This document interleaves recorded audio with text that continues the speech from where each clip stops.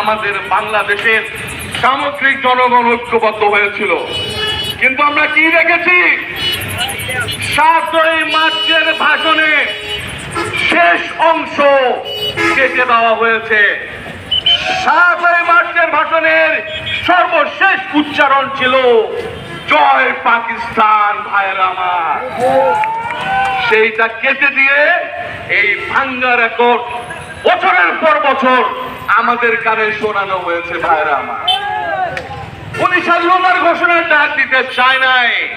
উনাদেরই বই শহীদ তাজউদ্দিন, উনারই প্রধানমন্ত্রী ছিলেন, আওয়ামী লীগ নেতা ছিলেন, বর্তমান আওয়ামী লীগের সাবেক এমপির বাবা তাজউদ্দিনের মেয়ে রিমির ঘোষের বইয়ে লেখা আছে স্পষ্ট করে, উনি স্বাধীনতার ঘোষণা দিতে চান নাই।